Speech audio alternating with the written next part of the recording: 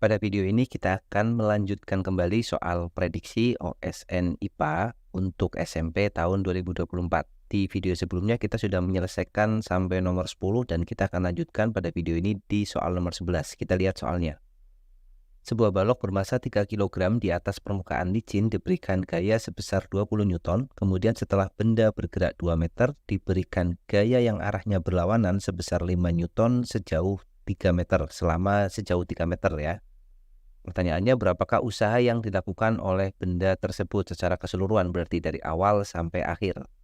Kita gambarkan kasusnya seperti ini. Jadi kita bisa gambarkan untuk kasus yang pertama, benda tersebut diberi gaya cuma satu, yaitu 20 Newton ya. Kita anggap gayanya ke arah kanan seperti ini, kemudian dia akan bergerak sejauh 2 meter. Nah, kita akan menghitung usahanya satu persatu. Yang pertama adalah usaha yang diperlukan oleh balok tersebut untuk bergerak dari posisi awal sampai gaya kedua bekerja. Jadi sampai sini ya. Jadi posisinya kita hitung sejauh 2 meter atau perpindahannya sejauh 2 meter. Berarti kita misalkan ada namanya usaha yang pertama, W1, persamaan usaha itu adalah F dikalikan dengan S. Pada saat pertama, F yang bekerja hanya 20 Newton. Jadi kita tulis 20 dikalikan jaraknya 2 meter. Jadi W1-nya sama dengan 40, satuannya adalah Joule ya. Jadi di sini usaha yang diperlukan untuk memindahkan balok tersebut dari posisi awal sampai posisi balok akan diberikan gaya yang lain, yaitu 5 Newton, itu adalah 40 Joule. Kemudian untuk usaha yang kedua, yaitu usaha pada saat gaya 5 Newton sudah bekerja. Artinya apa? Artinya di sini ada dua buah gaya, yaitu 20 Newton ke kanan dan 5 Newtonnya ke arah kiri karena diberikan arahnya berlawanan ya. Jadi datanya diberikan oleh soal seperti ini. Sehingga untuk usaha yang kedua itu sama dengan, karena lebih dari satu gaya, kita gunakan notasi sigma F dikalikan dengan S.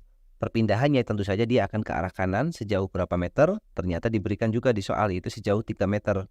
Berarti sigma F-nya adalah 20 ke kanan, 5 ke kiri, maka dikurang ya. Jadi 20 dikurangi dengan 5, dikalikan S-nya adalah 3 meter. 20 dikurang 5 adalah 15, kemudian kita kalikan dengan 3.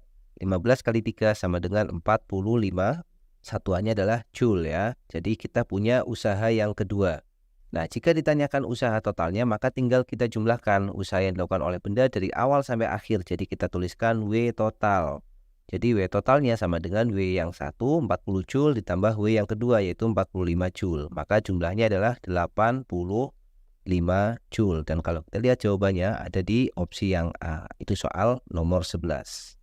Kita lanjutkan soal nomor 12. Sebuah benda bermassa 5 kg bergerak dengan percepatan 2 meter per second kuadrat. Setelah bergerak selama 2 detik, ada sebuah gaya yang menyebabkan percepatannya bertambah menjadi 3 meter per second kuadrat. Berapakah besar gaya yang menyebabkan percepatannya bertambah? Jadi pada saat awalnya benda itu memiliki percepatan 2 meter per second kuadrat dan masanya adalah 5 kg. Berarti kita bisa menghitung gaya untuk yang awal ya dengan menggunakan hukum kedua Newton. Jadi F awal itu sama dengan M dikalikan A. F sama dengan M kali A. Berarti gayanya adalah 5 dikalikan dengan 2. Maka gaya awalnya adalah 10 Newton. Ini kondisi awalnya.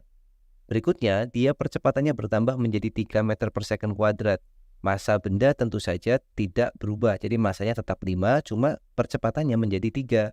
Berarti kita hitung F akhir. Nah, kita hitung dulu F akhirnya. Sama persamaannya, yaitu M dikalikan A. Untuk massanya itu adalah 5, sedangkan percepatannya sekarang menjadi 3.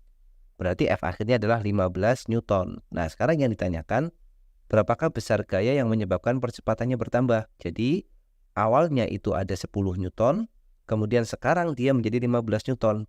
Dengan 15 Newton itu percepatannya bertambah 3, maka dari kondisi awal ke kondisi 5 itu ditambahi gaya berapa? Ya tentu saja jawabannya adalah ditambah dengan 5 Newton, karena dari 10 menjadi 15 ya. Jadi jawabannya yang C. Kita lanjutkan soal nomor 13 dan ini adalah soal tentang listrik dinamis ya. Sebuah bola lampu yang punya spesifikasi 30 volt 90 watt. Jika hendak dipasang pada sumber tegangan 120 volt dengan daya tetap, maka lampu harus dirangkai seri dengan hambatan titik-titik. Nah, jadi di sini spesifikasi lampunya adalah 30 volt.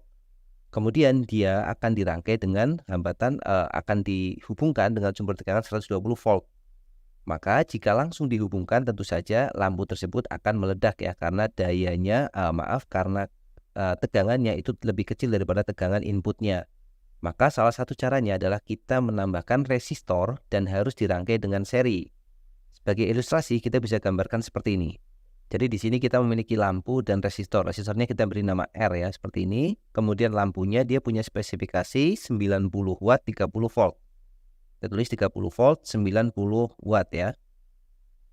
Nah, sekarang dia akan dihubungkan dengan sumber tegangan yang 120 volt. Jadi kita hubungkan dengan sumber tegangannya 120 volt. Nah, supaya dia tidak meledak, maka kita harus hubungkan dia dengan resistor ini. Bagaimana caranya? Ya kita rangkai dengan susunan seri seperti ini. Artinya jika dirangkai susunan seri, berarti yang bekerja pada lampu ini nanti harus 30 volt. Berarti yang bekerja pada resistor nanti harus sisanya. Kalau totalnya adalah 120 volt, berarti kalau yang di lampu 30 volt, yang di resistor harus 90 volt. Supaya jumlahnya harus 120 volt ya, seperti itu. Selanjutnya yang kita lakukan adalah kita akan mencari hambatan dari lampu tersebut dari data spesifikasi ini ya. Jadi kita punya persamaan daya itu kan sama dengan V kuadrat dibagi dengan R. Daya itu bisa V dikali I atau V kuadrat dibagi dengan R atau I kuadrat kali R. Kita pilih V kuadrat per R karena kita akan mencari hambatan lampu dan datanya adalah daya dan tegangan. Kemudian kita masukkan P-nya di sini adalah 90 watt. Sama dengan V-nya adalah 30 volt dikuadratkan jadi 30 dikalikan dengan 30 ya, atau 900 juga boleh, dibagi dengan R. Sehingga kita memiliki R lampunya yaitu 30 dikali 30 adalah 900 dibagi dengan 90-nya pindah bawah. Jadi R lampunya sama dengan 10 ohm. Jadi hambatan yang bekerja atau hambatan oleh lampu ini adalah 10 ohm hambatan yang dimiliki lampunya. Nah kemudian hambatan 10 ohm ini bekerja pada tegangan 30 volt. Artinya kita bisa mencari arus yang melewati lampu ya. Jadi logikanya seperti itu. Kita cari dulu arusnya. Apa yang perlu kita pakai? Ya tentu saja hukum Ohm ya. Kita menggunakan persamaan V sama dengan I dikalikan R. V-nya di sini harus bekerja pada tegangan 30 volt. Arusnya kita belum tahu. Kita tulis I dan R yang dipakai di sini pada lampu yaitu 10. Berarti I-nya adalah 3 ampere. Maka arus yang lewat lampu itu harus 3 ampere. Jadi yang lewat lampu di sini harus 3 ampere. Padahal susunan antara lampu dengan resistor adalah susunan seri. Kalau susunannya seri berarti arusnya harus sama. Kalau yang lewat lampu 3 ampere, maka yang lewat resistor ini harus 3 ampere juga. Berarti pada resistor ini sekarang kita bekerja pada resistor yang depan. Dia memiliki arus 3 ampere, tegangannya 90 volt. Maka berapakah nilai R-nya? Kita gunakan hukum Ohm lagi ya. Jadi V sama dengan I dikali R.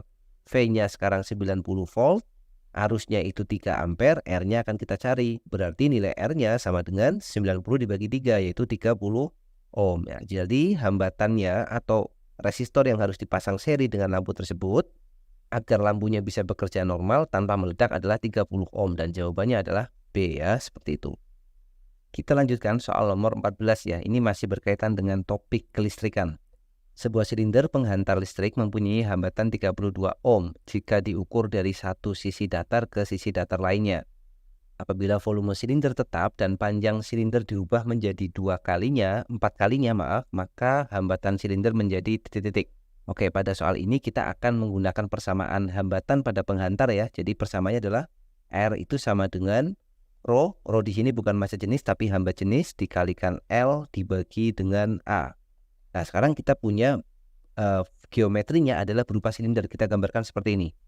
Ini adalah kondisi silinder yang pertama ya. Jadi silinder ini akan memiliki A yang dimaksud di sini adalah luas penampangnya. Jadi A-nya adalah luas penampang yang ada di sini. Berarti luasnya tidak lain adalah luas lingkaran ya. Di mana luas lingkaran itu sama dengan pi R kuadrat atau 1/4 pi D kuadrat. Oke, kita sebut aja di sini menjadi A seperti itu. Kemudian L yang dimaksud di sini adalah panjang ininya, panjang silindernya. Nah, ini adalah L. Atau kalau lihat geometrinya, L itu adalah tinggi silindernya ya. Kita tulis seperti ini L. Maka untuk kasus yang pertama, R itu sama dengan Rho dikalikan L dibagi dengan A. Ternyata nilai R-nya di sini adalah 32 ohm. Jadi kita tulis 32 sama dengan Rho dikalikan L dibagi dengan A. Atau kita kasih simbol 1 seperti ini ya, indeks 1. Untuk Rho-nya itu karena silindernya tidak berubah jenis, ya jenisnya sama, maka Rho-nya sama, nggak perlu kita kasih 1 seperti itu. Kemudian Untuk silinder kedua, volumenya sama tetapi panjangnya diubah menjadi 4 kali. Maka logikanya luasnya harus mengecil ya. Jadi kita tulis seperti ini. Volume 1 itu harus sama dengan volume 2. Volume 1 itu rumus dari volume silinder adalah A, luas alas dikalikan tingginya adalah L. A1 dikalikan L1. Volume 2 itu adalah luas alas yaitu A2 dikalikan panjangnya menjadi 4 kalinya, 4L. Artinya kalau L-nya kita coret ya, ini 4 kali L1 maksudnya ya. Jadi kalau L1-nya kita coret, berarti nilai A2-nya itu harus sama dengan A1 per 4 atau seperempat A1. Nah, kalau digambarkan sebagai ilustrasi kita bisa gambarkan seperti ini.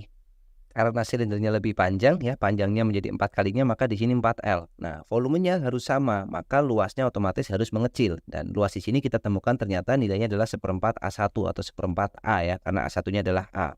Berarti untuk silinder yang kedua, persamaan untuk hambatannya itu adalah R sama dengan Rho dikalikan L, ya L-nya adalah 4 dikalikan L1, dibagi dengan luasnya adalah seperempat dikalikan A1.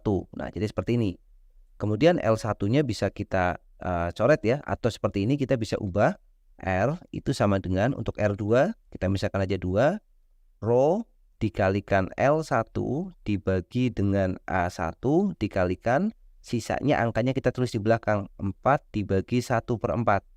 4 dibagi 1 per 4 itu sama dengan 4 dikali 4 ya. Jadi 4 kali 4 itu sama dengan 16 ya. Jadi ini langsung kita ganti, 4 dibagi seperempatnya kita ganti angkanya menjadi 16. Nah, sedangkan Rho dikalikan L1 dibagi A1 kita sudah punya nilainya ini. Rho dikali L1 dibagi A1 itu nilainya 32. Jadi R2-nya itu sama dengan 32 dikalikan dengan 16 ya. 32 dikali 16 kita dapatkan hasilnya adalah 512 ohm ya. Jadi 512 ohm dan ternyata di sini tidak ada opsi yang sesuai. Jadi untuk nomor 14 jawabannya adalah 512, tidak ada pilihan yang sesuai. Kita lanjutkan soal ke-15. Ini adalah soal yang berkaitan dengan cahaya atau optik. Kita baca soalnya, cahaya adalah gelombang elektromagnetik yang memiliki sifat-sifat sebagai yang diberikan oleh soal ya, 1, 2, 3, 4. Pernyataan di atas yang paling tepat adalah titik-titik. Jadi kita mencari yang benar ya dari pilihan 1, 2, 3, 4. Kita lihat mulai dari nomor 1. Cahaya merupakan gelombang medan listrik dan medan magnet. Ya, betul ya. Jadi cahaya itu adalah gelombang yang terdiri dari medan listrik dan medan magnet sesuai namanya, yaitu elektro itu listrik, magnetik itu magnet. Jadi nomor 1 adalah pernyataan yang benar. Kemudian nomor 2, cahaya merupakan gelombang longitudinal. Ini salah ya. Jadi cahaya itu termasuk gelombang transversal yang memiliki arah getar tegak lurus dengan arah rambat. Jadi nomor 2 salah. Maka yang ada duanya pasti kita salahkan dulu. Kemudian yang nomor 3, cahaya dapat dipolarisasikan. Ini betul ya. Jadi opsi yang ketiga ini benar. Jadi salah satu sifat yang bisa dialami atau fenomena yang bisa dialami oleh cahaya salah satunya adalah peristiwa polarisasi atau pengkutuban. Jadi nomor 3 betul. Maka jelas jawabannya pasti 1 dan 3, opsi yang B. Tapi kita lihat untuk nomor 4, apakah nomor 4 itu betul? Rambatannya memerlukan zat antara ya, jadi salah. Jadi cahaya itu gelombang elektromagnetik. Gelombang elektromagnetik itu tidak memerlukan medium perantara ya, jadi dia tidak perlu medium atau zat perantara. Maka dalam merambat cahaya tidak perlu, padahal nomor 4 itu memerlukan, maka pasti salah ya. Jadi tepat jawabannya adalah pilihan yang pertama dan yang ketiga, yaitu opsi B. Oke, jadi demikian pada video kali ini kita bahas sampai nomor 15. Nanti akan kita lanjutkan untuk pembahasan di soal-soal yang lainnya ya. Semoga bermanfaat. Sampai jumpa lagi di video selanjutnya.